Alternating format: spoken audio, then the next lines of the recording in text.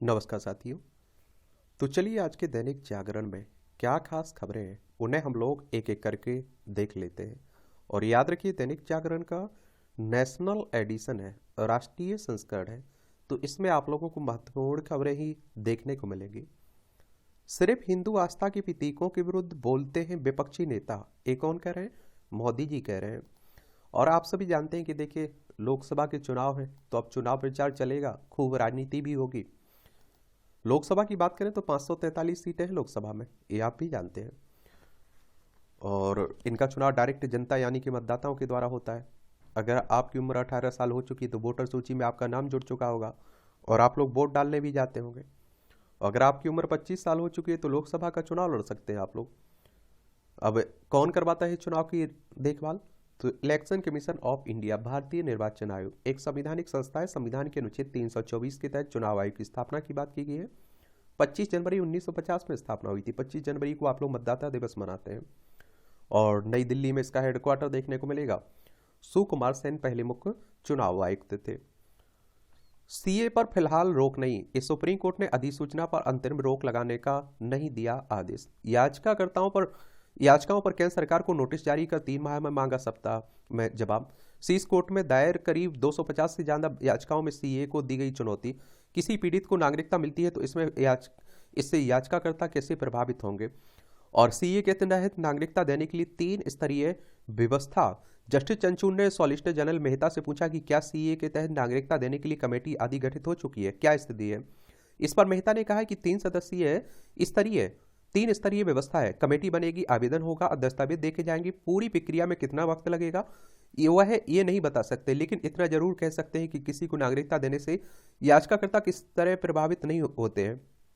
केंद्र ने पीठ को बताया कि सीए किसी भी व्यक्ति की नागरिकता नहीं छीनता है। अब जो नया नागरिकता कानून आया हुआ है 2019 वाले की बात हो रही है। देखिए इसमें क्या कहा गया है। इसमें जो हमारे पड़ोसी हैं, जिसमें आप देखते हैं पाकिस्तान हो गया, बांग्लादेश हो गया, और आप देखते हैं कि अफगानिस्तान हो गया, यहाँ से धर्म के आधार पर प्रताड़ित किए गए जो अल्पसंख्यक हैं, जिसमें हिंदू हैं, सिख हैं, बौद्ध हैं, पारसी हैं, ईसाई, इन्हें भारतीय नागरिकता देने की बात की जा रही है। इसमें अब आप कहोगे कि मुस्लिम शामिल नहीं है, और मुस्लिम शामिल नहीं इसलिए आप देखते हैं कि इसका विरोध किया जा रहा है बहुत सारे लोगों के द्वारा। अब सरकार क्या कह रही है? सरकार कह रही है कि ये तीनों देश बहुसंख्यक रूप में मुस्लिम है, या उन्हें क्या परेशानी हो सकती है? अगर उन्हें भारत की नागरिकता लेना है तो 1955 वाला कानून है ना, उसके तहत ले लीजिए। और जो सीए 2019 से ये किसी की नागरिकता नहीं छीनता है भाई, लेकिन एनआरसी लागू होगी तो कहा जाना ना कि आप देखिए असम में अकेले 19 से 20 लोग बाहरी है, बिना गैर, उनके पास कोई कागज नहीं है, वो गैर कानूनी तरीके से भारत में आ गया है असम राज्य में। अब आप देखिए उसमें बहुत सारे धर्म के लोग होंगे, तो बाकी सभी धर्मों के लोगों को तो मिल जाएगी नागरिकता सीए 2019 के तहत, लेकिन मुस्लिम रह जाएंगे। तो बहुत सारी राजनीतिक पार्टियां जिन्हें फायदा होता है उन लोगों से, वो उसका विरोध कर रही हैं। अब केंद्र सरकार इस पर कह रही है, केंद्र कह रही है कि हमने थोड़ी हर किसी को नागरिकता देने की थोड़ी हम लोगों ने बात कर ली। अब कोई भी हमारे भारत में रोहिंग्या आ गया अभी, उन्हें भी हम नागरिकता दे दें तो ये तो हमारे लिए गड़बड़ हो जाएगा ना। तो उसी को लेकर चल रहा है। और सुप्रीम कोर्ट की बात करें तो हम देखिए हमारी सर्वोच्च अदालत है, संविधान के अनुच्छेद 124 के तहत सुप्रीम कोर्ट की स्थापना की बात की गई है और 28 जनवरी 1950 में स्थापना हुई थी। 30 लाख युवाओं को भर्ती, ओपीएस बहाली, 5 न्याय गारंटी बनेगी कांग्रेस का हथियार। कार्य समिति की बैठक में कांग्रेस के घोषणा पत्र मसौदे को मिली मंजूरी। केंद्रीय एजेंसियों का दुरुपयोग रोकने, जम्मू कश्मीर की का राज्य दर्जा बहाल करना ने चुनावी मुद्दों पर भावनात्मक रूप देने की भाजपा की रणनीति से पार्टी सतर्क है। भाजपा के गारंटी जुमला का इंडिया सैनिक जैसा होगा हस्तर, मल्लिकार्जुन खड़गे कह रहे हैं। अब आप देखिए 2024 में चुनाव है तो उससे अपनी अपनी बातें होंगी, किसानों के लिए बात होंगी, युवाओं के लिए बातें की जाएंगी और ढेर बातें की जाएंगी। यहाँ ओपीएस के बारे में आप लोगों को जान लेना चाहिए, क्या है ओपीएस। और पुरानी पेंशन की बात कर रहा हूं मैं, तो आप देखेंगे कि पुरानी पेंशन योजना को दिसंबर 2003 में दिवंगत अटल बिहारी वाजपेयी सरकार ने खत्म किया था। इसके बाद राष्ट्रीय पेंशन योजना एनपीएस लागू की गई थी। एनपीएस 1 अप्रैल 2004 से प्रभावी। पुरानी पेंशन योजना में कर्मचारी की आखिरी वेतन का 50% पेंशन होती थी, इसकी पूरी राशि का भुगतान सरकार करती थी। वहीं एनपीएस में उन कर्मचारियों के लिए जो 1 अप्रैल 2004 के बाद सरकारी नौकरी में शामिल हुए, कर्मचारी अपनी सैलरी के 10% हिस्सा पेंशन के लिए योगदान करते हैं। इसके अलावा राज्य सरकार 14% योगदान देती है। पेंशन का पूरा पैसा पेंशन रेगुलेटर FRDA के पास जमा होता है, जो इसे निवेश करती है उसी के आधार पर मिलती है, तो उसी को लेकर बात हो रही है। तो उसके बारे में क्लास ली हुई है, और नहीं होगा तो एक सेपरेट क्लास ले लेंगे दोनों के, पुरानी पेंशन योजना नई पेंशन योजना के बारे में, कम से कम आप लोगों को क्लियर पता हो। और देखिए, आप लोगों के लिए यूपीएससी की तैयारी कर रहे हैं तो यूपीएससी सिविल सेवा प्रारंभिक परीक्षा अब होगी 16 जून को। संघ लोक सेवा आयोग ने 26 मई को होने वाली सिविल सेवा परीक्षा प्रारंभिक को लोकसभा चुनाव के कारण स्थगित करने का मंगलवार को फैसला किया है। परीक्षा अब 16 जून को होगी। चुनाव 19 अप्रैल से 7 चरणों में होंगे ना, वोटों की गिनती 4 जून को होगी। यूपीएससी ने कहा कि आगामी आम चुनाव के कार्यक्रम के कारण आयोग ने सिविल सेवा परीक्षा 2024 को स्थगित करने का फैसला लिया है। इसमें आप देखिए, रिक्तियों की संख्या 1056 होने की उम्मीद है। चलिए, बाबा रामदेव बालकृष्ण को कोर्ट में पेश होने का आदेश। पतंजलि विज्ञापन मामला, शीर्ष कोर्ट ने कारण बताओ नोटिस का जवाब दाखिल नहीं करने पर जताई कड़ी आपत्ति। पूछा, अंडरटेकिंग का उल्लंघन करने पर क्यों ना शुरू की जाए अवमानना कार्रवाई। ये आप देखिए, बाबा रामदेव की भी चल रहे हैं। दिल्ली विश्व की सबसे प्रदूषित राजधानी, स्विट्जरलैंड के संगठन IQ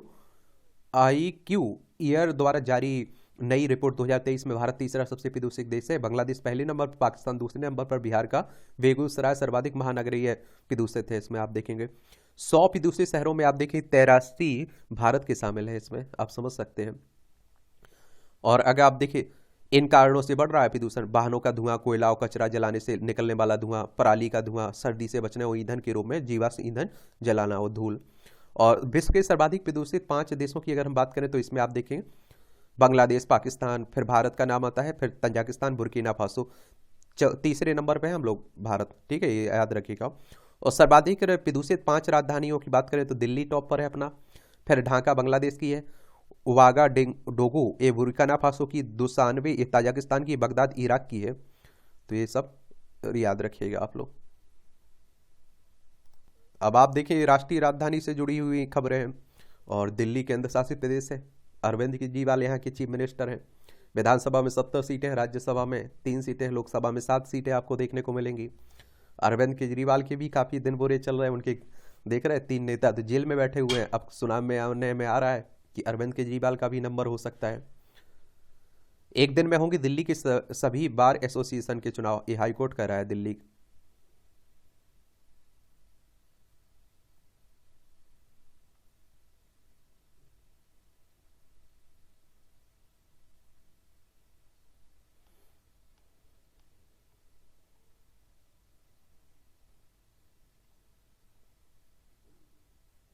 एक कृषि जगत क्षेत्र में नई हरित क्रांति का बीज रोपित कर रहा देश का स्टार्टअप जगत। और देश के विभिन्न राज्यों में खेती और आप देखिए किसानों को AI व तकनीक से आर्थिक रूप से सशक्त बना रहे युवा। कृषि व दुग्ध उत्पादन से लेकर विपणन तक में आ रहा बदलाव। स्टार्टअप बदल रहा है परंपरागत कृषि का तरीका। अच्छी बात है। अब देखिए, चुनावी वर्ष है तो बहुत बातें होंगी, बहुत कुछ होगा, तो इसलिए आप लोग मजे लिया करिएगा राजनीति का। ज़्यादा आपको सीरियसली होने की ज़रूरत नहीं है। बहुत सारी आप देखते हैं कि घोषणाएं भी की जाएंगी। और 96.8 करोड़ कुल मतदाता हैं, जिसमें आप देखिए 47.1 करोड़ महिला और 49.7 करोड़ पुरुष मतदाता हैं। और 2479 जातियां केंद्र की OBC सूची में शामिल हैं। चलिए, अब OBC की बात होगी, हर वर्ग की बात होगी। अब सुकुमार सेन ने कराया पहला आम चुनाव। आम चुनाव देखिए 1951 में चुनाव करवाने की बात हो रही है।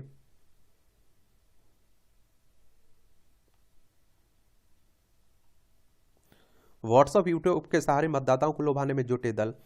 मैसेजिंग प्लेटफॉर्म जैसे व्हाट्सएप, इंटरनेट मीडिया इन्फ्लुएंसर मतदाताओं को प्रभावित करने के लिए प्रभावी माध्यम के तौर पर उभरे हैं। व्यापक पहुंच को देखते हुए राजनीतिक दल अपनी उपलब्धियों का प्रचार करने और मतदाताओं के समर्थन जुटाने के लिए बड़े पैमाने पर इंटरनेट मीडिया का उपयोग कर रहे हैं। यूट्यूब चैनलों पर दिखे नेता। और आप देखते हैं कि एक और बात बता दूं, मतदाताओं को लुभाने के लिए पार्टियां व्हाट्सएप का उपयोग कर रही हैं, नंबरों का उपयोग कर रही हैं। और सोशल मीडिया का, या आप देखते हैं कि इंटरनेट का इस तरह का सबसे पहले सबसे अच्छे से उपयोग किया भारतीय जनता पार्टी ने। अब देखिए बाकी पार्टियां उसके पीछे लगी हुई हैं, और बड़े जल्दी इसके जरिए आप देखते हैं कि हर किसी तक पहुंचा जा सकता है। क्योंकि आजकल हर कोई आप देखते हैं कि इंटरनेट, फेसबुक पर है, इंस्टाग्राम पर है, ट्विटर पर है, लगभग आप देखते हैं। 9.63 करोड़ फॉलोवर है प्रधानमंत्री नरेंद्र मोदी के एक्स पर, ट्विटर पर।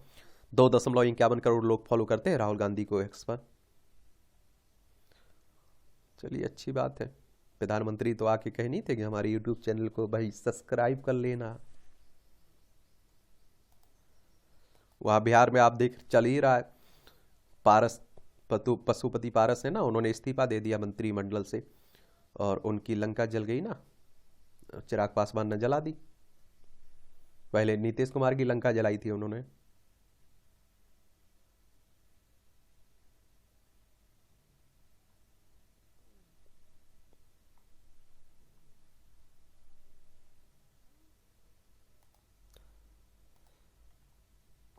ये जो आचार संहिता होती है ना, ये आप देखिए जब लोकसभा या किसी विधानसभा की सीटों का तारीखों का उल्लेख होता है ना, ऐलान होता है ना, उसी दिन से लागू हो जाती है, मतगणना के दिन तक रहती है, याद रखिएगा।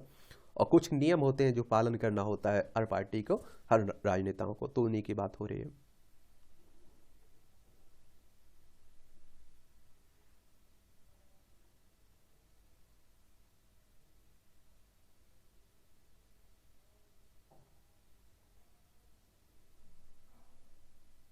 भारत का चीन को कड़ा संकेत, अरुणाचल प्रदेश भारत का अभिन्न हिस्सा था और हमेशा रहेगा। ये चाइना भी कहता रहता है, कभी कहता है लद्दाख हमारा हिस्सा है, कभी कहता है अरुणाचल प्रदेश हमारा हिस्सा है। लद्दाख, हिमाचल प्रदेश, उत्तराखंड, सिक्किम, अरुणाचल प्रदेश, 5 राज्यों से सीमा लगती है हमारी चाइना से। अरुणाचल प्रदेश में आप देखिए सीटें कितनी है विधानसभा, ये आप लोग बताइए नीचे। सौंदरराजन का इस्तीफा मंजूर, झारखंड के राज्यपाल को तेलंगाना का प्रभार सौंपा गया ना। राष्ट्रपति द्रौपदी मुर्मू ने तेलंगाना के राज्यपाल पुडुचेरी के उपराज्यपाल का अतिरिक्त प्रभार संभाल रही तमिल साई सौंदरराजन का इस्तीफा स्वीकार कर लिया है। किस आर्टिकल के तहत आप बताइए, कल हम लोगों ने इसके बारे में बात की हुई थी, राज्यपाल के बारे में विस्तार से बात की हुई थी। किस आर्टिकल के तहत राज्यपाल की नियुक्ति की बात कही गई है, नीचे बताइए। और राज्यपाल बनने के लिए कम से कम उम्र कितनी होनी चाहिए, ठीक है। इस तरह के क्वेश्चंस के सवालों के जवाब दिया करिएगा, थोड़ी अच्छी आपकी तैयारी होगी। तैयारी की मालूम भी तो चलेगा कहाँ किस जगह तैयारी पहुंची है आपकी। प्रवासी श्रमिकों को 2 माह में राशन कार्ड दे राज्य सरकारें, सुप्रीम कोर्ट का राय। कोर्ट ने सभी राज्यों के अनुसार से प्रदेशों को दिया निर्देश, पहले सरकारों को दिया था 3 महीने का समय।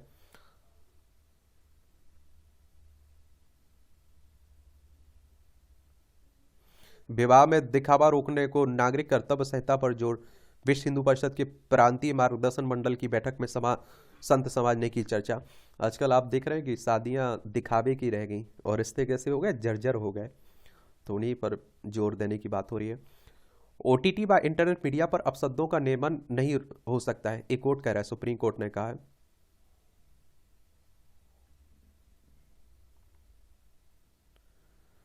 लोकपाल ने महुआ के खिलाफ सीबीआई जांच के आदेश दिए।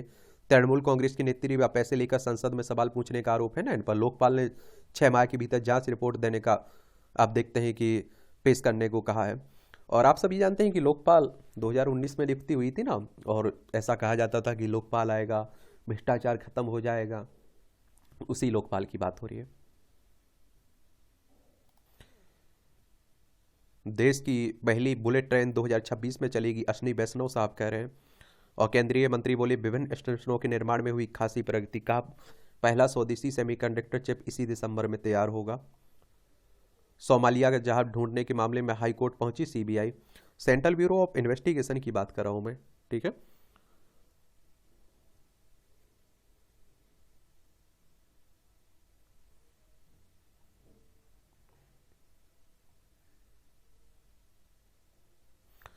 डोभाल जैसे लोगों पर होना चाहिए शोध, एक कोविंद, पूर्व राष्ट्रपति रामनाथ कोविंद साहब कह रहे हैं, जो राष्ट्रीय सुरक्षा सलाहकार है ना, उन्हीं की बात हो रही है। सुप्रीम कोर्ट में ने मथुरा में मस्जिद कमेटी की याचिका निपटाई। शीर्ष अदालत ने हाईकोर्ट में मामला उठाने की छूट दी है। हाईकोर्ट ने 11 जनवरी के आदेश को दी थी चुनौती। यहाँ ये आप देखिए, किसने जन्म स्थान शाही मस्जिद ईदगाह के बीच विवाद चल रहा है ना, तो उसी को लेकर बातें हो रही हैं। यहाँ भी हिंदू मुस्लिम हो रहा है। डीआरआई ने 2 विदेशी महिलाओं से 100 करोड़ की कोकेन जब्त की है। थाईलैंड, इंडोनेशिया की महिलाओं को मुंबई एयरपोर्ट से किया गिरफ्तार। अंतर्राष्ट्रीय ड्रग सिंडिकेट का मास्टरमाइंड ग्रेटर नोएडा से गिरफ्तार हुआ है।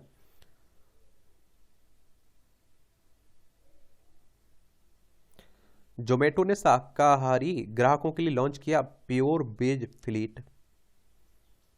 जो फूड डिलीवरी प्लेटफॉर्म है ना जोमेटो, उसी की बात हो रही है। संस्थापक और सीईओ दीपेंद्र गोयल ने शुद्ध शाकाहारी भोजन पसंद करने वालों के लिए प्योर वेज मोड सेवा शुरू की है।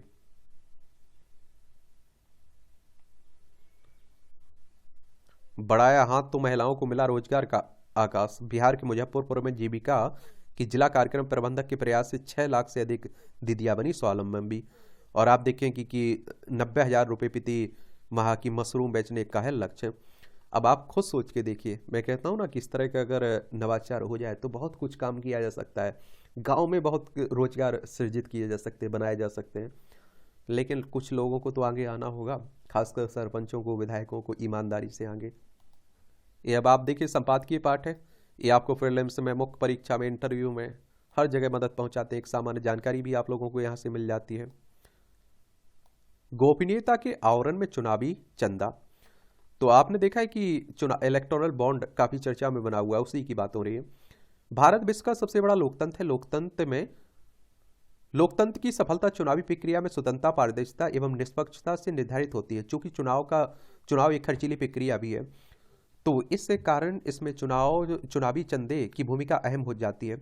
और इसी चंदे से जुड़े चुनावी बॉन्ड का मुद्दा इन दिनों सुर्खियों में छाया हुआ है। भारत में देसी विदेशी चुनावी चंदे की लेकर पर्दादारी की परंपरा दशकों पुरानी है।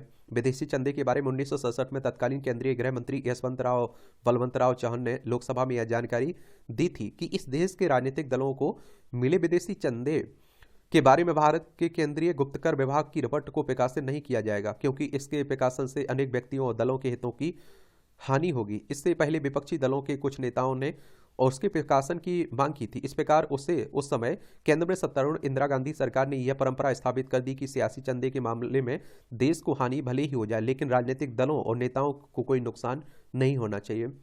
और वह परंपरा कमोबेश आज भी देश में कायम है। ऐसे में इस पुरानी मांग पर एक बार फिर गौर करने की जरूरत है कि मान्यता प्राप्त राजनीतिक दलों के चुनाव प्रचार के जरूरी खर्चे खुद सरकार उठाए। 1967 के आम चुनाव में 7 राज्यों में कांग्रेस हार गई थी। तब तक लोकसभा और विधानसभाओं के चुनाव एक साथ ही होते थे। याद रहे कि 1967 में आम चुनावों के कुछ महीनों के भीतर दल बदल के कारण 2 अन्य राज्यों उत्तर प्रदेश और मध्य प्रदेश की कांग्रेस सरकार भी गिर गई थी। उसके बाद वहां भी गैर कांग्रेसी सरकार गठित हो गई थी। चौथे आम चुनाव में लोकसभा में भी कांग्रेस का बहुमत कम हो गया था। यानी आज का यह तर्क सही नहीं है कि विविधताओं वाले इस देश में लोकसभा और विधानसभाओं के चुनाव अलग अलग ही होने चाहिए।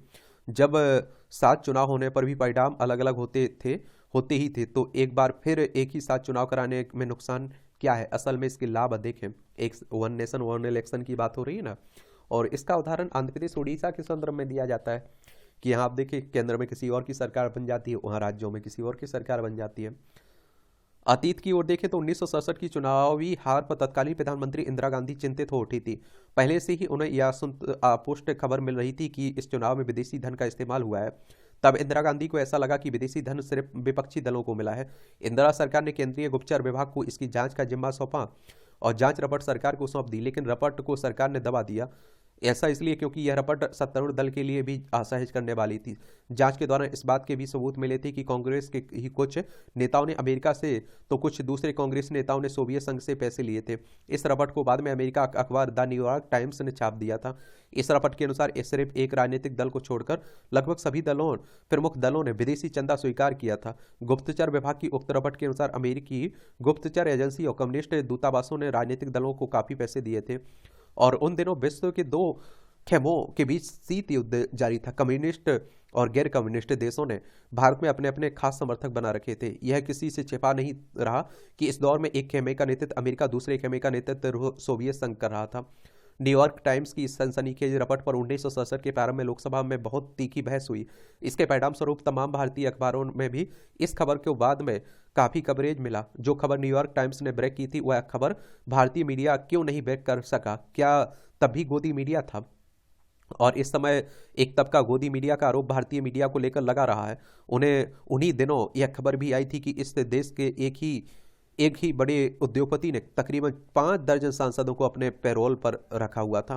और संसद में स्वतंत्र पार्टी के एक स्वतंत्र सदस्य ने गृह मंत्री चौहान से पूछा कि क्या वह गुप्तचर विभाग की रपट को प्रकाशित कराएंगे ताकि राजनीतिक दलों को जनता के बीच सफाई पेश करने का मौका मिल सके। और रपट के प्रकाशन से इनकार करते हुए चौहान ने यह जरूर कहा था कि केंद्र सरकार चुनाव आयोग की मदद से संतानम समिति के उस सुझाव पर विचार कर रही जिसमें विभिन्न राजनीतिक दलों को हर संभव स्रोतों से प्राप्त होने वाली धनराशि की जांच की बात कही गई है। इस देश का दुर्भाग्य ही रहा है कि जनता आज भी संतानम समिति की रपट को लागू करने की आस लगाए बैठी है। और समय के साथ राजनीति में काले धन के इस्तेमाल की खबरें बेहद आम होती गई हैं। कई मामलों में तो आप देखिए स्थिति यह हो गई है कि चुनाव में बाहुबल से अधिक प्रभावी भूमिका धनबल की होती जा रही है। और कुछ समय पहले आप देखिए एक विधानसभा चुनाव में एक उम्मीदवार को 2000 रुपए के नोट मतदाताओं के बीच बांटते हुए टीवी चैनलों पर दिखाया गया था। अब तो इस देश के छोटे छोटे दलों के नेता भी चार्टर्ड प्लेन से घूम रहे हैं। चुनाव में आप देखिए काले धन के बढ़ते असर से राजनीति की शुचिता प्रभावित हो रही है और परिणाम स्वरूप राजनीतिक कार्यपालिका भी दूषित हो रही है। और आप देखेंगे प्रशासनिक कार्यपालिका के बारे में तो क्या ही कहा जाए। विशेषज्ञ बताते हैं कि एक स्तर पर भ्रष्टाचार विकास की गति को अपेक्षित रूप से बढ़ने नहीं दे रहा और गुणात्मक एवं टिकाऊ ढांचा निर्माण की कोई गारंटी नहीं है। चुनावी चंदा भ्रष्टाचार का एक बड़ा स्रोत बना हुआ है। इसी को देखते हुए चुनावी चंदे में पारदर्शिता लाने के लिए चुनावी बॉन्ड की व्यवस्था की गई थी, लेकिन भली मनसा वाली यह योजना राजनीतिक इच्छा शक्ति के अभाव में अपेक्षित परिणाम न देकर खुद विवादों के घेरे में घिर गई है। लेखक राजनीतिक विश्लेषक एवं वरिष्ठ स्तंभकार है, इनका नाम है सुरेंद्र किशोर। इनके द्वारा ये आर्टिकल लिखा गया है, एडिटोरियल लिखा गया है।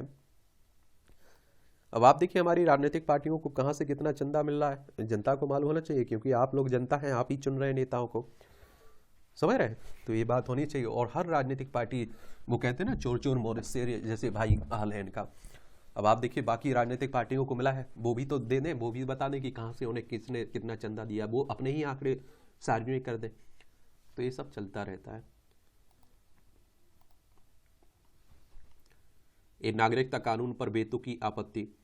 सुप्रीम कोर्ट ने नागरिकता संशोधन कानून यानी कि सीए पर रोक लगाने से मना कर दिया और वकीलों की उस समूह को कुछ समय के लिए ही सही अवश्य निराश किया होगा, जिन्होंने शीर्ष अदालत को एक तरह से तीसरे और सर्वोच्च सदन में बदल दिया। और इस कानून के खिलाफ करीब 200 से अधिक याचिकाएं दायर की गई है और इनमें एक याचिका उस इंडियन यूनियन मुस्लिम लीग की भी है जो मोहम्मद अली जिन्ना की मुस्लिम लीग का छद्म रूप है।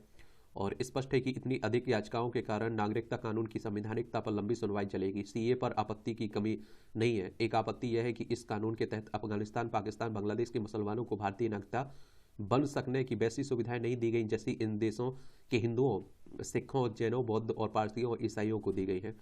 और प्रश्न यह है कि क्या भारत का संविधान देश के बाहर के लोगों पर भी लागू होता है। यह प्रश्न इसलिए है क्योंकि नागरिकता कानून का तो भारत के किसी नागरिक से लेना देना ही नहीं है। इसका संबंध तो आप देखिए केवल 3 पड़ोसी देशों के लोगों से है। और सीए पर बहस के बीच यह सवाल उठना चाहिए कि क्या एक संप्रभु राष्ट्र के रूप में भारत को यह तय करने का अधिकार नहीं है कि वह किन देशों के लोगों को नागरिकता सरलता से नागरिकता दे और किन देशों के लोगों को अलग प्रक्रिया का पालन करके। कहना कठिन है कि नागरिकता कानून के तहत 3 पड़ोसी देशों के मुसलमानों को नागरिकता देने के लिए अलग और वहां के हिंदुओं, सिखों, जैनों और बौद्ध, पारसियों, ईसाइयों के स्तर पर अलग नियमों को लेकर उठाए जा रहे प्रश्नों पर सुप्रीम कोर्ट के किस नतीजे पर पहुंचेगा। लेकिन क्या यह विचित्र नहीं है कि सीए को लेकर जो यह जिद की जा रही है कि भारत के 3 पड़ोसी देशों के बहुसंख्यक और अल्पसंख्यकों को एक समान अधिकार दिए जाएं, लेकिन बड़ी चतुराई से इसकी अनदेखी की जा रही है कि देश के नागरिकों पर लागू होने वाले कई कानून ऐसे हैं जो उनमें खुला भेद करते हैं और तार्किक वर्गीकरण के संवैधानिक सिद्धांत का भी उल्लंघन करते हैं। ऐसा ही एक कानून है शिक्षा अधिकार कानून। इस कानून के तहत बहुसंख्यक के शिक्षा संस्थान अलग नियमों से संचालित हो रहे हैं और अल्पसंख्यकों के अलग नियमों से। आखिर सबको शिक्षित करने के अभियान में सभी समुदायों की शिक्षा संस्थाओं को एक समान तरीके से सहयोग क्यों नहीं किया देना चाहिए। क्या कारण है कि आप देखिए अलीगढ़ मुस्लिम विश्वविद्यालय उस तरह संचालित नहीं होता है जैसा बनारस हिंदू विश्वविद्यालय संचालित किया जा रहा है। क्या सीए को विभेदकारी बताने वाली यह कहने का साहस करेंगी कि अल्पसंख्यक और बहुसंख्यकों के शिक्षा संस्थानों के संचालन के तौर तरीके अलग अलग नहीं होने चाहिए। आमतौर पर जिन्हें नागरिकता कानून में खोट नजर आती है उन्हें ही समान नागरिक संहिता का विचार डराता है। या फिर आप देखिए यह कहें कि इस संहिता पर कोई पहल होती ही वे अपने समुदाय के लोगों को डराने में लग जाते हैं। आखिर देश के बहुसंख्यक और अल्पसंख्यकों को विवाह, तलाक, उत्तराधिकार, गोद लेने आदि के अधिकार एक समान क्यों नहीं होने चाहिए। और आखिर देश के सभी नागरिकों में भेद न करने वाले समान नागरिक संहिता के मामले में देश के बहुसंख्यक और अल्पसंख्यकों में भेद करने की जिद क्यों की जा रही है? कायदे से आप देखिए समान नागरिकता संहिता का निर्माण आज़ादी के बाद तभी हो जाना चाहिए था जब हिंदू कोड बिल लाया गया था, और यह बिल हिंदू समुदाय की कुरीतियों को दूर करने के लिए लाया गया था। लेकिन क्या कुरीतियाँ केवल हिंदू समाज में ही थी? क्या जैसे सामाजिक सुधारों की आवश्यकता हिंदू समुदाय को थी वैसे ही अन्य समुदायों को नहीं थी? प्रश्न यह है कि क्या यह अब भी नहीं है? भारत के अल्पसंख्यक और बहुसंख्यकों में भेद करने वाला एक कानून वह भी है जो सरकारों को हिंदू मंदिरों पर नियंत्रण करने और उन पर टैक्स लगाने का अधिकार देता है। ऐसा कोई कानून अन्य धार्मिक स्थलों को लेकर नहीं है। क्यों नहीं है? इसका जवाब किसी के पास नहीं है। या तो ऐसा कोई कानून सभी समुदायों के धार्मिक स्थलों को लेकर होना चाहिए, या फिर मंदिरों को सरकारी कब्जे से मुक्त किया जाना चाहिए। क्या ऐसा कुछ है कि अन्य समुदाय यानी कि अल्पसंख्यकों को तो अपने धार्मिक स्थलों का नियमन और संचालन करने में सक्षम है, लेकिन हिंदू समुदाय अर्थात बहुसंख्यक समाज ऐसा करने में नकारा है? आखिर आप देखिए तथाकथित सेकुलर भारत के अल्पसंख्यक और बहुसंख्यकों में ऐसा खुला भेद करने वाला कोई कानून अस्तित्व में क्यों है? और क्या इस कानून को तार्किक वर्गीकरण या उचित विभेद वाले कानून की वैसी ही संज्ञा दी जा सकती है जैसी आरक्षण संबंधी कानूनों के मामले में दी जाती है? और नागरिकता संशोधन कानून के दायरे में 3 पड़ोसी देशों के बहुसंख्यक और अल्पसंख्यकों में भेद न करने की मांग करने वाले भारत के विभाजन की परिस्थितियों में भी अनदेखी कर रहे हैं। आखिर जिन लोगों ने वोट के जरिए और साथ ही जोर जबरदस्ती का सहारा लेकर भारत का विभाजन कराया, उनमें और उन लोगों में तार्किक उचित विभेद क्यों नहीं किया जाना चाहिए जिन पर पाकिस्तान जबरन थोपा गया है? ये बेअभागे लोग हैं जिनके बारे में यह कहना कठिन कि भी पाकिस्तान और बांग्लादेश में कब तक बचे रहेंगे। सवाल यह है कि क्या भारत कोई धर्मशाला है जो हर किसी को अपने यहाँ आने और बस जाने की सहूलियत दे? वैसे धर्मशाला के भी अपने नियम होते हैं। लेखक दैनिक जागरण में एसोसिएट एडिटर है, इनके द्वारा लिखा गया, इनका नाम है राजीव सचान। तो आप लोग क्या सोचते हैं इस पर? आप अपनी राय दिया करिएगा। अनुशासन का महत्व। ऊर्जा जीवन को सार्थकता प्रदान करने वाले सूत्रों में अनुशासन अत्यंत महत्वपूर्ण है, और अनुशासन जीवन में नूतन ऊर्जा और आलोक प्रदान कर उसकी मुक्ति का मार्ग प्रशस्त करता है। अनुशासन हमारे जीवन की केंद्रस्थ धुरी है। एक अनुशासित व्यक्ति के अंदर आज्ञाकारी होने का गुण होता है और इससे नियमित रूप से कार्य करने की क्षमता का विकास होता है। अनुशासन द्वारा कर्तव्य और अधिकार का समुचित ज्ञान होता है। यह एक ऐसा गुण है और जिससे मनुष्य सर्वप्रिय बन जाता है। पारिवारिक और आप देखिए सामाजिक जीवन में जो कहीं ज़्यादा अनुशासन की आवश्यकता होती है, और यदि अनुशासन का पालन नहीं किया जाए तो हमारा जीवन दुर्गति को प्राप्त हो जाएगा। महात्मा गांधी ने कहा था कि सारी अनुशासनों की जड़ व्यक्तित्व अनुशासन है। जब तक कोई भी व्यक्ति अपने आप अनुशासन और नियम पालन में बंद नहीं जाता, तब तक आप देखिए उसे दूसरे से वैसा कराने की एक आशा करना व्यर्थ है। और अनुशासन हमारे जीवन में सभी व्यवहारों के स्वरूप को संदर्भित करता है जिसका पालन किया जाना चाहिए। और जब इन कारकों को एक एक किया जाता है तो वे जीवन में घटनाओं के सामाजिक और व्यक्तिगत क्रम को बनाए रखने में सहायता, और यह जवाबदेही और विश्वसनीयता की भावना उत्पन्न करता है और लोगों को अपने कार्यों की जिम्मेदारी लेने के लिए प्रोत्साहित करता है। अनुशासन के बिना जीवन उस नाव की तरह है जिस नाव पर कोई नाविक नहीं होता है और वह नाव लहरों की भर में फंसकर राह भटक जाती है। वर्तमान दौर में आप देखिए लोग इतने अधिक अनुशासनहीन होने लगे हैं कि उन्हें अनुशासन की दीक्षा देने की नौबत आ गई है। प्रकृति के अनुसार अनुशासन का अर्थ सीखने के लिए हर किसी के पास अलग अलग समय और क्षमता है, इसलिए आप देखिए कभी भी हार ना माने और हमेशा अनुशासन में रहने की कोशिश करें। अच्छा कॉलम लिखा जाता है, देखा करिए, पढ़ा करिएगा। सुप्रीम कोर्ट का इंकार। यह अच्छा हुआ कि सुप्रीम कोर्ट ने नागरिकता संशोधन कानून यानी कि सीए की अधिसूचना के अमल पर रोक लगाने से इंकार कर दिया है। यह इसलिए स्वागत योग्य है क्योंकि किसी भी कानून और उसके प्रावधानों पर फैसला उसकी संवैधानिकता की जांच परख के बाद ही होना चाहिए। इस कानून पर जोर दिया जाना इसलिए आवश्यक है क्योंकि कुछ वर्ष पहले 3 कृषि कानूनों की संवैधानिकता पर विचार किए बिना ही सुप्रीम कोर्ट ने उसके अमल पर रोक लगा दी थी। इसका नतीजा यह होगा कि कृषि कानूनों का विरोध करने वाले संगठनों और राजनीतिक दलों को यह माहौल बनाने में आसानी हुई कि कृषि कानून सही नहीं है, और इसी माहौल ने ऐसी परिस्थितियां बनाई कि सरकार को ना चाहते हुए भी इन कानूनों को वापस लेना पड़ा। जैसे कृषि कानूनों के खिलाफ ढेरों याचिकाएं दायर की गई थी, वैसे ही नागरिकता कानून के विरुद्ध भी इस कानून को लेकर दायर याचिकाओं की संख्या 237 थी। इनमें से केवल एक उसके समर्थन में है, शेष सब विरोध में याचिकाओं दायर करने वालों में राजनीतिक दलों और नेता तो यही, और हर छोटे बड़े सरकारी फैसले पर सुप्रीम कोर्ट का दरवाजा खटखटाने वाला वह समूह भी है जिनके जनहित याचिकाओं को एक अलग उद्योग में तब्दील कर दिया है। नागरिकता संशोधन कानून के विरोध में खड़े लोगों की दलील यह है कि आखिर इसे लोकसभा चुनाव के पहले क्यों लागू किया जा रहा है? क्या चुनाव के पहले किसी कानून को लागू करना निषिद्ध है? प्रश्न यह भी है कि 4 वर्ष पहले जब कोई चुनाव नहीं था, तब विपक्षी दलों ने नागरिकता संशोधन कानून के खिलाफ आसमान सिर पर क्यों उठा लिया था? उन्होंने इस कानून के खिलाफ न केवल लोगों को गुमराह किया था, बल्कि उन्हें सड़कों पर उतरने के लिए उकसाया भी था। इस कानून के खिलाफ देश भर में केवल विरोध प्रदर्शन नहीं हुआ था, बल्कि उस दौरान बड़े पैमाने पर आगजनी और तोड़फोड़ की गई थी। दिल्ली में ही तो शाहीन बाग इलाके में एक व्यस्त सड़क को घेर कर और आवाजाही ठप कर महीने तक धरना दिया गया था। इसी धरने के कारण दिल्ली में भीषण दंगे हुए थे, जिसमें 50 से अधिक लोग मारे गए थे। इस पर हैरानी नहीं है कि शाहीन बाग धरने को खाद पानी देने वाले ही नागरिकता संशोधन कानून के खिलाफ सुप्रीम कोर्ट पहुंचे। यह जान रहे कि इस बार लोग उनके इस झूठे प्रचार में नहीं फंसने वाले। इस कानून के लोग लागू होने से भारतीय मुसलमानों की नागरिकता खतरे में पड़ जाएगी, और इस कानून के विरोधियों को यह समझ में आए तो अच्छा है कि काठ की हंडी बार बार नहीं चढ़ती है। उन्हें अपनी यह बेतुकी मांग भी छोड़नी चाहिए कि नागरिकता कानून अफगानिस्तान, पाकिस्तान, बांग्लादेश की बहुसंख्यक उनके हाथों प्रताड़ित वहां के अल्पसंख्यकों पर समान रूप से लागू हो। आखिर पीड़ित और आक्रांताओं के लिए एक जैसा कानून कैसे हो सकता है? जो भारतीय मुस्लिम हैं उन्हें इससे डरने की बिल्कुल जरूरत नहीं है, ये भी क्लियर समझिए। एक तो क्या है कि आजकल आप देखिए मीडिया भी दो तरफ है, या तो इसका विरोध करेगी या आप देखिए इसके पक्ष में रहेगी, यानी कि बीच का रास्ता नहीं अपनाती है। अब आप देखिए, आप लोग पढ़े लिखे हैं तो आप लोग देखिए इसके सही पॉजिटिव पॉइंट भी जानते हैं। जो चिंताएं हैं उन पर भी आप बात कर लेते हैं कि ये चिंताएं हो सकती है।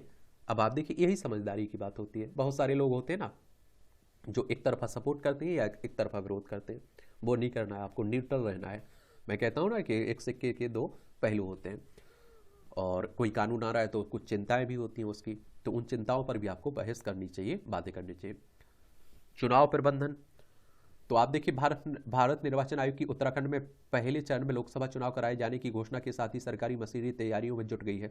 सही भी है, लोकतंत्र के सबसे बड़े इस उत्सव को संपन्न कराने में किसी भी स्तर पर कोई कमी ना रहे और चुनाव निर्विघ्न हो, इसके लिए तैयारियों को प्रत्येक स्तर पर समय रहते पर रखना जरूरी है। यद्यपि समूचा उत्तराखंड शांत है, इसलिए लेकिन फिर भी पुख्ता चुनाव प्रबंधन जरूरी है। उत्तराखंड विषम भूगोल वाला राज्य है, ऐसे में चुनाव को लेकर व्यवस्थागत चुनौतियां भी कम नहीं है। विशेषकर पर्वतीय जिलों के सुदूरवर्ती क्षेत्रों में चुनावी प्रबंधन करना आसान नहीं रहता है। पहाड़ी जिलों के कई इलाकों में अभी भी बर्फ के कारण रास्ते बंद हैं। उम्मीद की जा रही है कि मतदान की तारीख तक बर्फ पिघल चुकी होगी और इससे चुनाव पार्टियों की को यहां तक पहुंचना अपेक्षाकृत सुगम हो जाएगा। प्रशासनिक मशीनरी के साथ ही राजनीतिक दल भी महासागर के लिए कमर कस रहे हैं, और इस सबके बीच इस बात पर का ध्यान रखना जरूरी है कि चुनाव अवधि में जनता से जुड़े रूटीन कामकाज निर्बाध चलते रहे और जिन योजनाओं पर काम चल रहा है उनकी गति धीमी ना पड़े। आमतौर पर आप देखने में आता है कि चुनाव के दौरान जो मशीनरी निर्वाचन संबंधी कार्यों से अलग रखी जाती है वह उदासीन हो जाती है। इसके चलते रोजमर्रा के कार्य अपेक्षित गति से आगे नहीं बढ़ पाते। चूंकि आला अधिकारी चुनावी व्यवस्था में जुटे होते हैं, इसलिए वह इस ओर कम ध्यान भी देते हैं। मतदाताओं की जिम्मेदारी की ईमानदारी और पारदर्शिता के साथ योजनाओं को आगे बढ़ाए मात हतों की जिम्मेदारी है। देखने में यह भी आता है कि चुनाव के दौरान अतिक्रमण की समस्या बढ़ जाती है। अतिक्रमणकारियों को लगता है कि इस अवधि में रोक टोक करने वाला कोई नहीं, इसलिए यह प्रवृत्ति ज़्यादा देखने को मिलती है। और इसीलिए तो कह रहे हैं कि आप देखिए वन नेशन वन इलेक्शन की बात हो रही है कि 5 साल तक फुर्सत हो जाएंगी भाई, कोई व्यवस्था ठप नहीं पड़ेगी। रेगिस्तान के जहाज का संरक्षण, ऊंट की बात हो रही है। संयुक्त राष्ट्र ने 2024 को अंतर्राष्ट्रीय कैमलिट्स वर्ष घोषित किया है। और देखिए संयुक्त राष्ट्र की बात करें तो यूनाइटेड नेशंस की बात हो रही है। इसकी स्थापना 24 अक्टूबर 1945 में हुई थी। न्यूयॉर्क यूएसए में इसका हेडक्वार्टर आपको देखने को मिल जाएगा। और आप देखेंगे कि ऊंट जिस प्रजाति समूह का हिस्सा है जिन्हें आमतौर पर कैमलिट्स के नाम से जाने जाता है, यह ऊंटों की भूमिका के बारे में जागरूकता बढ़ाने और उनके संरक्षण का एक अनूठा अवसर प्रदान करता है, एक तरह से प्रस्तुत करता है। ऊंट खाद्य सुरक्षा, पोषण और आर्थिक विकास के साथ साथ दुनिया भर के समुदायों के लिए एक मजबूत सांस्कृतिक और सामाजिक महत्व रखते हैं। ऊंट भूख के खिलाफ लड़ाई, गरीबी उन्मूलन, महिलाओं के सशक्तिकरण और स्थलीय पारिस्थितिकी तंत्र के सतत उपयोग को बढ़ावा देने में उनका योगदान अतुलनीय है। वास्तव में ऊंट एक बहुउद्देशीय जानवर है जिसका उपयोग दूध, मांस, जैविक उर्वरक के उत्पादन में होता है। साथ ही विभिन्न त्योहारों और पर्यटन की दृष्टि से भी आप देखते हैं इसका महत्व है। वहीं रेगिस्तान या शुष्क क्षेत्रों में सवारी करने और सामान ढोने के लिए भी परिवहन के सशक्त रूप में तथा विभिन्न कृषि कार्यों जैसे जुताई है एवं पानी ढोने या फिर निकालने में आप देखिए ऊंट का प्रयोग किया जाता है। ऊंट ऐसी जलवायविक दशाओं में भी शान से जीते हैं जहां अन्य जीवों का जीवन यापन संभव नहीं हो पाता है। ऊंट अपने कुबड़ में जमा वसा का उपयोग करके और उसे ऊर्जा में बदलकर लंबे समय तक बिना भोजन या पानी के जीवित रह सकता है। यही वजह है कि सीमित पानी और वनस्पति वाले क्षेत्रों में भी ये बहुतायत में पाए जाते हैं। दूसरी खासियत यह है कि ऊंट गर्म और ठंडे दोनों तरह के चरम वातावरण में रहने के लिए अनुकूलित होते हैं। ऊंट दुनिया के 90 से अधिक देशों में पाए जाते हैं। बैक्टीरियन 2 कुबड़ वाले ऊंट डोमेडरी, 1 कुबड़ वाले ऊंट लामा, अलापका और ग्वानाको और विकुना ऊंट के विभिन्न प्रकार हैं। जंगली ऊंट कैमलस फेरस को 2008 में संकटग्रस्त प्रजातियों का लाल सूची में शामिल किया गया था।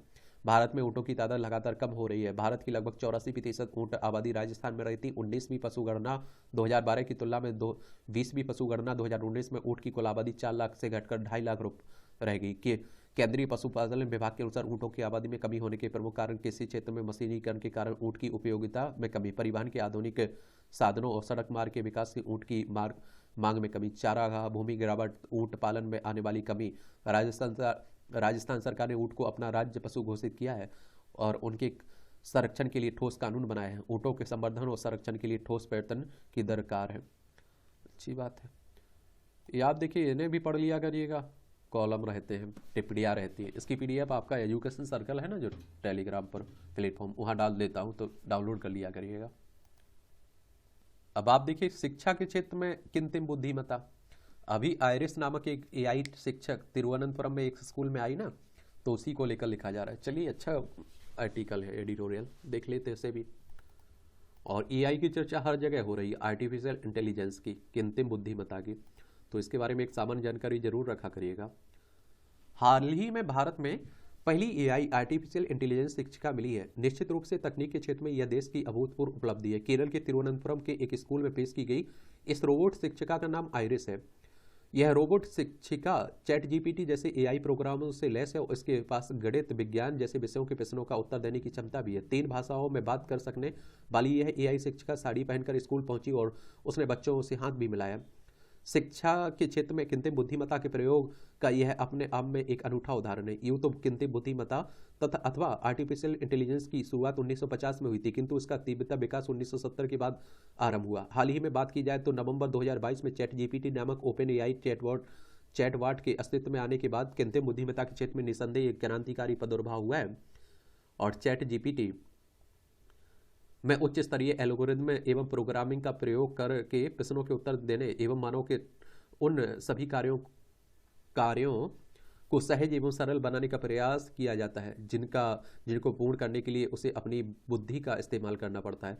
इसी चैट जीपीटी को रोबोट के साथ संयुक्त करके कृत्रिम शिक्षिका को अस्तित्व में लाया गया है। यहाँ पर एक विचारणीय प्रश्न यह उठता है कि शिक्षा के क्षेत्र में कृत्रिम मेधा का प्रयोग कहाँ तक उचित है।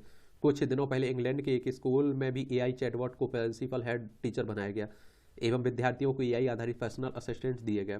शिक्षा के क्षेत्र में कृत्रिम मेधा का समावेश आखिर किस सीमा तक उचित है? क्या किसी विद्यालय या अथवा महाविद्यालय को पूर्णतः कृत्रिम मेधा से लैस रोबोट शिक्षकों के हवाले किया जा सकता है? ऐसा कदम उठाकर क्या विद्यार्थियों के भविष्य को और लेकर चिंता मुक्त हुआ जा सकता है? इन प्रश्नों पर हम अगर गहन वैचारिक मंथन करें तो हमें इनका उत्तर नकारात्मक ही प्राप्त होगा।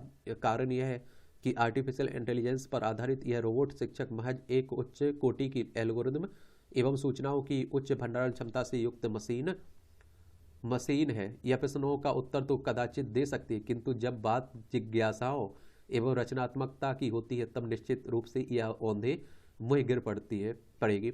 वजह स्पष्ट है कि स्मृति क्षमता एवं तर्क शक्ति में जमीन आसमान का अंतर है। एआई युक्त रोबोट शिक्षक वास्तविक शिक्षक का स्थान कभी नहीं ले सकता है, क्योंकि किसी भी विषय पर सोचने, समझने और तर्क प्रस्तुत करने की क्षमता फिलहाल उसके पास नहीं है। और किसी भी विषय को बेहतर ढंग से समझने के लिए उस पर अपनी विचार शक्ति एवं तर्क क्षमता का प्रयोग करना नितांत आवश्यक होता है। और आंकड़े बताते हैं कि एआई तकनीक वर्ष 2030 तक 30 करोड़ नौकरियां खत्म कर देगी। और अंतर्राष्ट्रीय मुद्रा कोष द्वारा कृत्रिम बुद्धिमत्ता के संबंध में की गई टिप्पणी भी यह कहती है कि कृत्रिम बुद्धिमत्ता एक ऐसी तकनीक क्रांति है जो हमारी उत्पादकता, वैश्विक आय एवं विकास को बढ़ाएगी, किंतु यह तकनीक क्रांति कई नौकरियां ले सकती है एवं असमानता की खाई को और अधिक बढ़ा सकती है।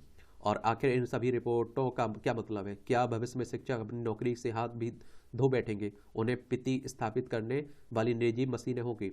संभवतः ऐसा अनुमान इसलिए लगाया जा रहा है क्योंकि मशीनी शिक्षकों को कोई तनख्वाह नहीं चाहिए, उन्हें केवल अपने अंदर लगाई गई बैटरी की चार्जिंग की आवश्यकता है। वहीं दूसरी तरफ आप देखिए, बजट का एक अच्छा खासा हिस्सा शिक्षकों के वेतन पर खर्च होता है। दूसरा बिंदु यह है कि मानव शिक्षकों द्वारा समय समय पर अपनी विभिन्न मांगों को प्रस्तुत किया जाता है, उनके पूर्ण ना होने की दिशा में विरोध प्रदर्शन भी किए जाते हैं, जबकि मशीनी शिक्षक कभी किसी तरह की कोई मांग प्रस्तुत नहीं करेंगे। विरोध प्रदर्शन तो बहुत दूर की बात है। कुछ अन्य अंतरों में पर गौर करें तो मशीनी शिक्षक विद्यार्थियों के एक विषय चाहे जितने बार पढ़ा सकते हैं, जबकि मानव शिक्षक को एक ही बिंदु अथवा अध्याय की बार बार पुनरावृत्ति करने के लिए कहने पर उन्हें मानसिक तनाव अथवा झुंझलाहट का अनुभव हो सकता है। इन तर्कों से तो यही प्रतीत होता है कि एआई आधारित मशीनी शिक्षक वास्तविक बुद्धि पर आधारित मानव शिक्षकों से हर मामले में बेहतर साबित होंगे, किंतु यह केवल कोरी कल्पना है। सत्य यह है कि मानव का स्थान मशीन ले सकती है, और हाँ, यदि किसी प्रकार से मशीनों में मानवता एवं भावनात्मकता का समावेश किया जा सके, तब उस स्थिति में निसंदेह हम सब खतरे के दायरे में आ जाएंगे, किंतु ऐसा कर पाना फिलहाल संभव नहीं है। अब सवाल ये उठता है कि एआई को शिक्षा के क्षेत्र में किस हद तक दखल देने की अनुमति दी जाए, वह अपने सकारात्मक पहलुओं का उपयोग करते हुए शिक्षा को प्रगति के उच्चतम स्तर तक ले जाने में सफल हो सके। तकनीक के सदियों से ही दो पहलू रहे, सकारात्मक नकारात्मक, अथवा वरदान और अभिशाप। और मैं आप लोगों से भी तो कहता हूँ कि आपको बड़ा न्यूट्रल होकर पढ़ना है सब कुछ, तो आपको उसके पॉजिटिव पॉइंट देखेंगे, नेगेटिव पॉइंट देखेंगे, यानी कि सकारात्मकता और नकारात्मकता, वरदान और अभिशाप।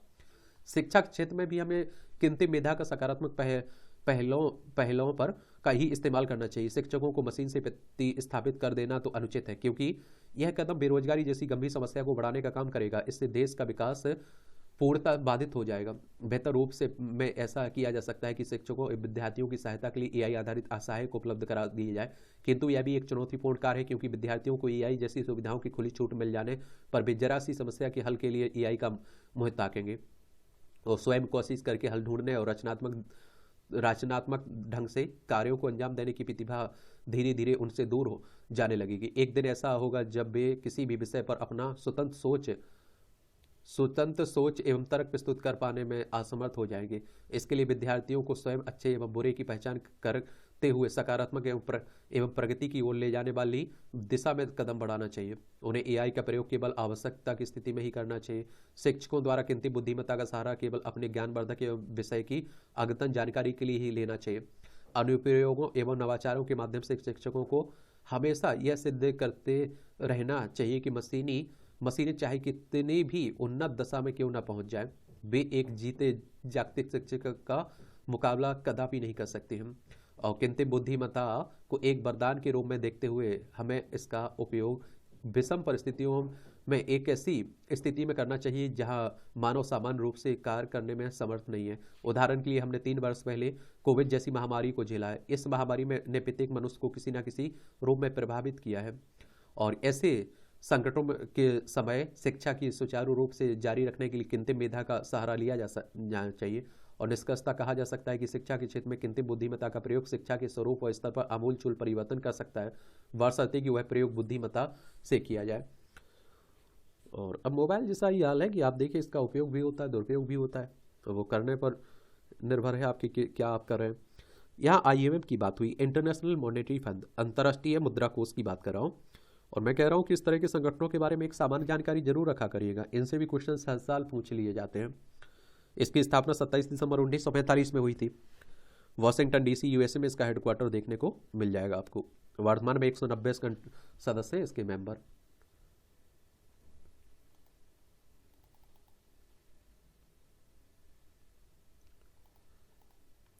ये आप देखिए, नए दौर में AI, ये भी देख लीजिए, यह कुछ छोटा सा कॉलम है, कुछ जानकारी यहां भी मिल जाएगी।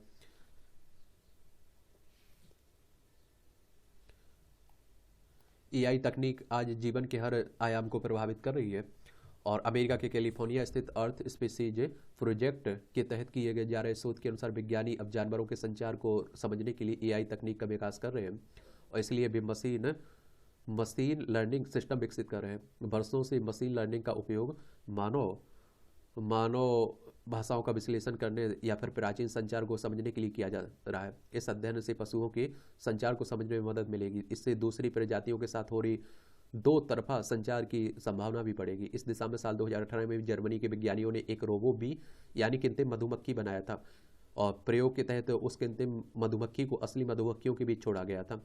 वह असली मधुमक्खियों को भ्रमित करने में सफल रही थी और उसका उड़ान को असली मधुमक्खियों के अनुसरण किया और छत्ते में जाने के लिए उन्होंने रोबोट मधुमक्खी की बात भी मानी। और यह भी कहा जा रहा है कि जल्द ही इंसान भी जानवरों से संचार करने में सक्षम हो सकते हैं। इसलिए विज्ञानी तकनीक के विकास में लगे हुए हैं। जानवरों से संचार करने वाली इस एआई तकनीक को भविष्य में रोबोट्स में लगाया जा सकेगा और जिससे दो विभिन्न प्रजातियों के बीच संचार संभव हो पाएगा। और जहां एक और आप देखते हैं एक बड़ी कामयाबी साबित हो सकती है, वहीं इस तकनीक के संभावित नुकसान भी हो सकते हैं, क्योंकि इंसानी दिमाग में जंगली जानवरों का गलत तरीके से नियंत्रित करने, उनके रहन सहन के साथ छेड़छाड़ करने की भावना आ सकती है। और विज्ञानियों ने एआई आधारित एक सिस्टम भी तैयार किया है जो 6 बुनियादी भावनाओं खुशी, आश्चर्य, गुस्सा, घृणा, उदासी और भय को व्यक्त करने वाले चेहरे की पहचानने में सक्षम पाया गया है। कुल मिलाकर भविष्य में एआई आधारित ऐसी मशीनें हमारे सामने होगी जो इंसानी भावनाओं को पहचानने में सक्षम होगी। और भविष्य में रोबोट और आप देखते हैं कि ड्रोन युद्ध के मैदान के अलावा स्वास्थ्य एवं शिक्षा सेवाओं में भी बड़ी भूमिका निभाते दिखाई देंगे। ये आप देखिए डायरेक्टर मेवाड़ यूनिवर्सिटी के इनके द्वारा लिखा गया है। एआई पर अपना एक कमांड जरूर रखिएगा, पकड़ रखिएगा, क्वेश्चंस पूछे जा सकते हैं इससे भी। एक खेमे में हताशा, दूसरे में बेचैनी, राजनीति की बातें हो रही है। चेहरा बदलने की रणनीति, मनोहर लाल की विरासत को आगे बढ़ाएंगे मुख्यमंत्री नायब सिंह सैनी।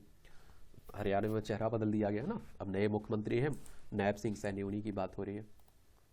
8% से ज़्यादा रह सकती है विकास दर, आरबीआई ने मासिक रिपोर्ट में जताई उम्मीद। कहा मजबूत बुनियाद से आगे भी बनी रह सकती है तेजी। निवेशकों का बाजार पर आकर्षण बढ़ा, इन वजहों से रहेगी तेजी। रिपोर्ट में उन तथ्यों को एक एक करके गिनाया गया है जो विकास दर की तेजी को बनाए रखने में मदद करेंगे। इसमें प्रमुख है चालू खाते के घाटे को कम होना, विदेशी मुद्रा भंडार में लगातार बढ़ोतरी होना, लगातार तीसरी बार राजकोषीय घाटे का लक्ष्य के मुताबिक रहना। इसके अलावा कंपनियों की एक तरफ से कर्ज चुकाने की स्थिति और वित्तीय क्षेत्रों की कंपनियों की आर्थिक स्थिति में लगातार सुधार होना। दो अन्य सकारात्मक पहलू है, वित्तीय बाजारों पर इन सकारात्मक तत्वों का भी असर दिख रहा है। वर्ष 2021 से 2024 तक 8% से ज़्यादा रही औसत विकास दर। चालू वित्त वर्ष की पहली 3 तिमाही में भी 8% से ज़्यादा थी। महंगाई में आ रही कमी, खाद्य पदार्थों की ज़्यादा कीमतें को लेकर थोड़ी चिंता है। आरबीआई यानी कि रिजर्व बैंक ऑफ इंडिया की बात हो रही है, जिसे बैंकों का बैंक भी आप लोग कहते हैं। केंद्रीय बैंक है ना हमारी, 1 अप्रैल 1935 में स्थापना हुई थी। मुंबई महाराष्ट्र में हेडक्वार्टर देखने को मिलेगा। बड़ी कंपनियों में बिकवाली से 736 अंक लुढ़का सेंसेक्स। बैंक ऑफ इंडिया में ने होम लोन पर ब्याज घटाया।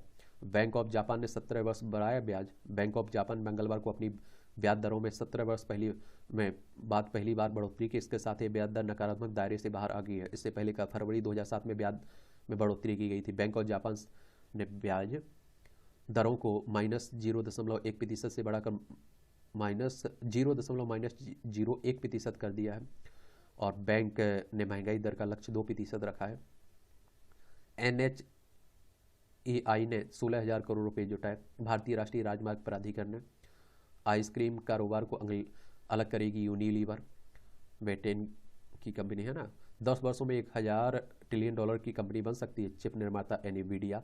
एआई की बढ़ती मांग के चलते बीते 12 महीनों में 290% बढ़ा है कंपनी से। 2.2 ट्रिलियन डॉलर पूंजीकरण के साथ दुनिया की तीसरी बड़ी कंपनी बनी एनवीडिया। कंपनियां ऑडियो वीडियो तरीके से दे सकेंगी आईपीओ की जानकारी। चालू वित्त वर्ष में 450 अरब डॉलर हो सकता है देश का वस्तु निर्यात।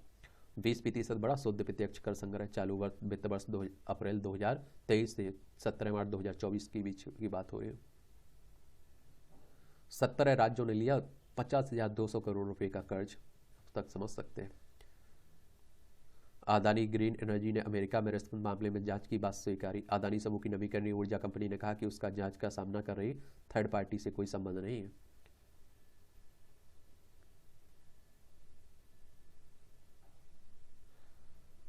देखिए उड़ीसा में भोज नहीं कराने पर 3 दिनों तक पड़ा रहा महिला का सब। पुलिस के हस्तक्षेप के दावत देने पर राजी होने के बाद किया गया अंतिम मयूरभंज जिले के तेलबिया गांव की घटना है। ग्रामीणों को दान के लिए देना था एक भेड़।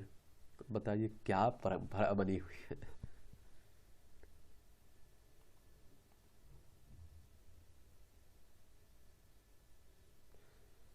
मथुरा के मंदिरों की वार्षिकी रोकना दुखद है, हाईकोर्ट का ठाकुर रंग की महाराज विराजमान मंदिर की याचिका पर सुनवाई के बाद इलाहाबाद हाईकोर्ट ने कहा है। ये आप देखिए अंतर्राष्ट्रीय खबरें हैं, इजरायल और हमास में चल ही रहा है।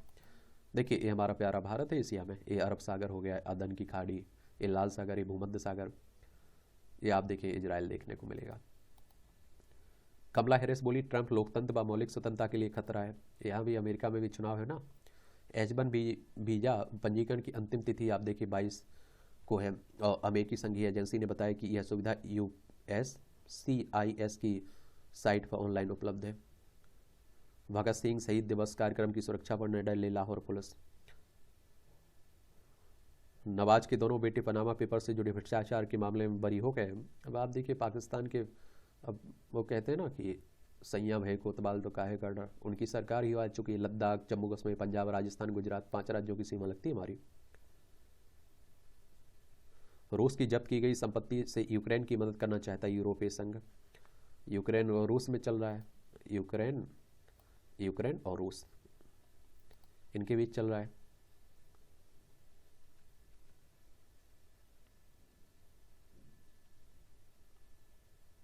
श्रीलंका में राष्ट्रपति चुनाव की तैयारी हो रही है। ये देखिए श्रीलंका है, पाक जललबरू मन्नार की खाड़ी देखने को मिलेगी भारत और श्रीलंका के बीच।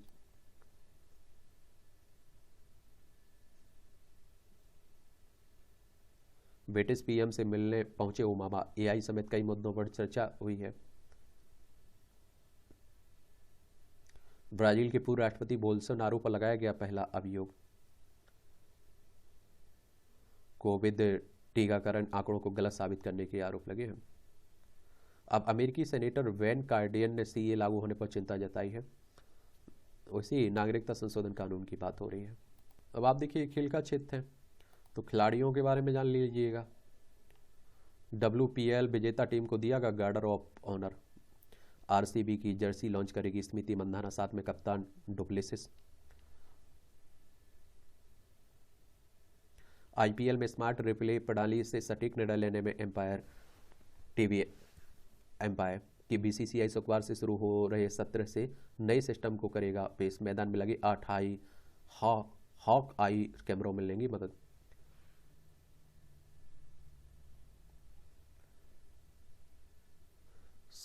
सासेक्स से काउंटी क्रिकेट खेलेंगे जयदेव उनादकट, भारत के बाएं हाथ के क्रिकेटर हैं।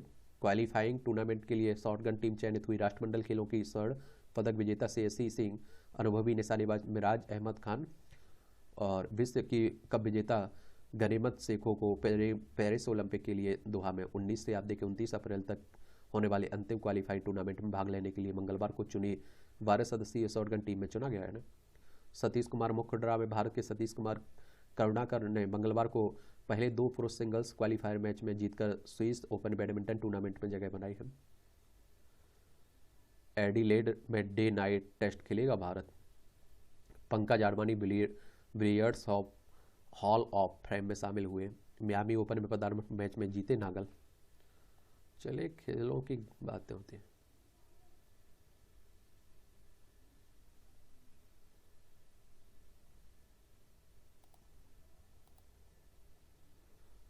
आजकल आप लोग देखिए बड़े वो हो रहे हैं, आप देख रहे हैं कि बड़ा बुरा हाल है, लूट फूट हो रही है, जालसाजी हो रही, साइबर अटैक हो रहे हैं, तो थोड़ा जागरूक रहा करिएगा। ये मुंबई के एनकाउंटर स्पेशलिस्ट प्रदीप शर्मा को आजीवन कारावास हुआ। हाई कोर्ट ने शर्मा को बरी करने के सत्य न्यायालय के फैसले को किया रद्द। ट्रायल कोर्ट ने आरोपित के विरुद्ध उपलब्ध सबूतों को नजरअंदाज किया था 2006 की फर्जी मुठभेड़ मामले में।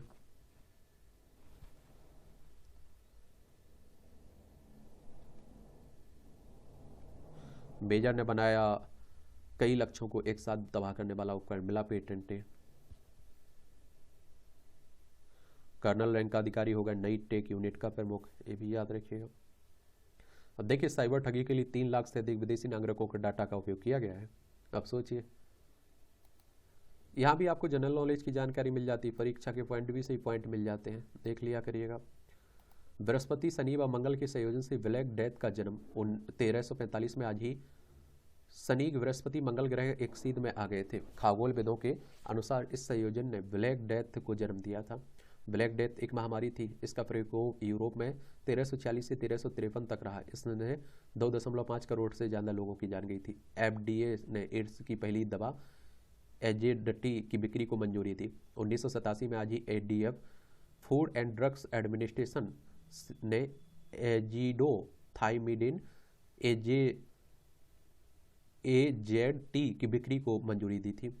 और AZT एड्स की पहली अधिकृत दवा है जो एड्स रोगियों की जीवन बढ़ाने में मदद करती है। इसे 1964 में डॉक्टर जेरोम हॉरोविट्स ने कैंसर के संभावित उपचार के रूप में विकसित किया था। विश्व हिंदी दिवस के प्रणेता डॉक्टर शैलेंद्रनाथ श्रीवास्तव। हिंदी के विद्वान डॉक्टर शैलेंद्रनाथ श्रीवास्तव का जन्म 1936 में आज ही के बिहार की बेतिया में हुआ था। बचपन से ही RSS के संपर्क में आ गए। शिक्षा पूरी कर अध्यापन करने लगे। हिंदी भाषा के लगाव की वजह से अनेक हिंदी सम्मेलनों में भाग लिया। शैलेंद्रनाथ ने ही तत्कालीन विदेश मंत्री यशवंत सिन्हा को 10 जनवरी के विश्व हिंदू दिवस के रूप में मनाने का सुझाव दिया था। संस्कार भारती के अध्यक्ष के रूप में उन्होंने भारतीय संस्कृति से बचाए रखने में भी योगदान दिया। 12 फरवरी 2006 को उनकी डेथ हो गई थी। RSS की स्थापना कब हुई थी? इसका हेडक्वार्टर कहाँ है? ये आप लोग बताइए नीचे। जल्दी तैयार होगा आंधी और ओलावृष्टि से लेने वाला गेहूं। बुंदेलखंड, मध्य प्रदेश व राजस्थान के सूखा प्रभावित क्षेत्रों को ध्यान में रखकर तैयार की गई प्रजाति। पौष्टिक भी है। देखिए, सिंचाई नहीं मिलने पर प्रति हेक्टर 50 से 60 और वर्षा पर निर्भर रहने पर 40 से 45 क्विंटल तक उत्पादन होगा। और CSA की K13-17 प्रजाति के गेहूं भरपूर पोषकता है। गेहूं में आप देखिए 12.5% प्रोटीन, 43.8 ppm आयरन और 38.3 ppm जिंक उपलब्ध है। इससे यह गेहूं एनीमिया रोग के निदान में सहायक और बच्चों के विकास में भी मदद करेगा। अच्छी बात है। मौतों की त्रासदी। इटली की राजधानी रोम में मंगलवार को पियाजा डेल पापोलो स्थल पर गत्तों के लगभग 1040 ताबूत थे। इटालियन लेबर यूनियन द्वारा आयोजित जीरो डेड एट वर्क अभियान के दौरान इन ताबूतों को गत एक वर्ष में कार्यस्थल पर जान गंवाने वालों के प्रतीक के रूप में यहाँ रखा गया है। इसका उद्देश्य कार्यस्थल पर मौतों की त्रासदी पर लोगों का ध्यान आकर्षित करना है। एक तरह से अधिक नमक व कम प्रोटीन के सेवन से हृदय और किडनी रोग का जोखिम है। अनुसंधान कह रहा है माइक्रो प्लास्टिक मैदानी इलाकों के लिए खतरा है। गोवा स्थित CSIR राष्ट्रीय समुद्री विज्ञान संस्थान का गंगा व यमुना पर अध्ययन हुआ। माइक्रो प्लास्टिक की सबसे अधिक प्रचुरता हरिद्वार में पाई गई, सबसे कम पटना में। छोटे छोटे टुकड़े होते हैं माइक्रो प्लास्टिक उपभोक्ता उत्पादों औद्योगिक कचरे के निपटान और टूटने के परिणाम स्वरूप पर्यावरण में मौजूद प्लास्टिक के मलबे के बेहद छोटे छोटे टुकड़े होते हैं। सिंधु गंगा का मैदान, जिसे उत्तरी मैदानी क्षेत्र, उत्तरी भारतीय नदी क्षेत्र भी कहा जाता है, एक विशाल उपजाऊ मैदानी इलाका है और इसके उत्तरी तथा पूर्वी भारत का अधिकांश भाग, पाकिस्तान के सर्वाधिक आबादी वाली भूभाग, दक्षिणी नेपाल के कुछ भूभाग तथा लगभग पूरे बांग्लादेश शामिल है। इसमें सबसे ज़्यादा माइक्रो प्लास्टिक का रिसाव आगरा में देखने को मिल रहा है। घर की सफाई कर रही महिला को मिला जिंदा ग्रेनेड। ओटावा की घटना है। एमओबीओ से जुड़ी खबरें पढ़ना तो पढ़ सकते हैं। और इस तरह से आप देखेंगे कि आज के न्यूज़पेपर की कहानी खत्म होती है। आप लोग पढ़ते रहिए, एंजॉय करते रहिए। मेरी तरफ से शुभकामनाएं हैं आप लोगों को। ईमानदारी से मेहनत करिए, अपने आप को झोंक दीजिए ईमानदारी से। धन्यवाद।